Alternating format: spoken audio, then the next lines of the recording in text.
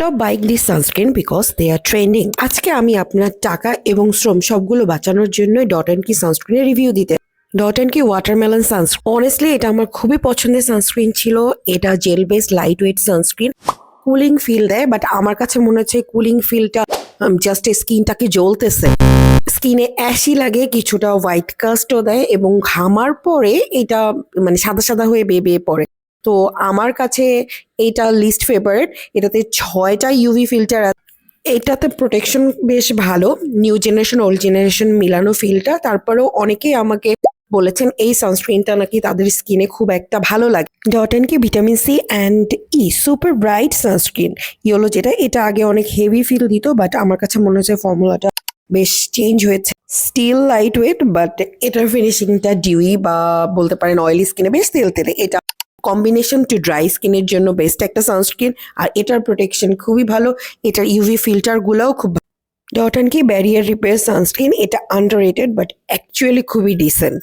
Texture পুরো hydrating ক্রিমের মতো। আমার অয়েলি স্কিন হওয়া সত্ত্বেও আমার এটা ব্যবহার করে খুব ভালো লাগছে। জাস্ট 15-20 মিনিটের মধ্যে স্কিনে পুরো সেটেল হয়ে যায়। কিন্তু আমার অনেক ফলোয়ার আপুরা বলেছেন এটা ড্রাই স্কিনের জন্যই বেস্ট। এটাতেও ওল্ড এবং নিউ জেনারেশন মিলে বেশ ভালো ভালো কতগুলো ফিল্টার আছে, তবে রিঅ্যাপ্লিকেশন খুবই জরুরি। ওল্ড জেনারেশন এবং ফটো আনস্টেবল ফিল্টার থাকার কারণে কড়া রোদে থাকলে 2 ঘন্টার আগে রিঅ্যাপ্লিকেশন করা জরুরি।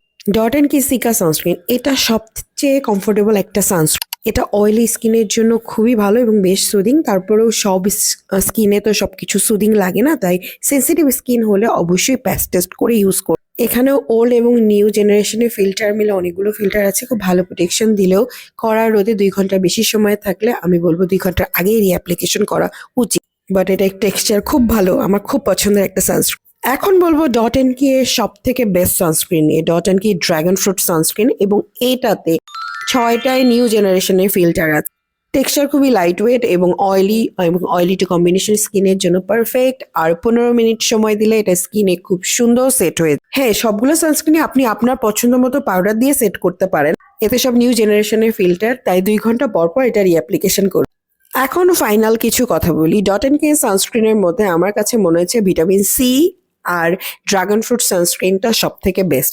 যাদের ড্রাই স্কিন তাদেরকে বলবো ডট অ্যান্ড কি এর ভিটামিন সি সানস্ক্রিনটা পিক করার জন্য, এবং যাদের অয়েলি স্কিন তাদের বলবো ড্রাগন ফ্রুট সানস্ক্রিনটা পিক করার জন্য। এই 2টা সানস্ক্রিনই একদম নিউ জেনারেশনের ফিল্টার দেয় এবং প্রোটেকশন লেভেল টপ নচ। বাকিগুলো যে খারাপ সেটা বলছি না, কিন্তু যারা দীর্ঘ সময় ধরে রোদে থাকেন তাদের জন্য ভিটামিন সি এবং ড্রাগন এই 2টা থেকে পিক করা জরুরি। আর যারা কম সময় রোদে থাকেন তাদের জন্য যে কোনোটা পিক করতে পারেন।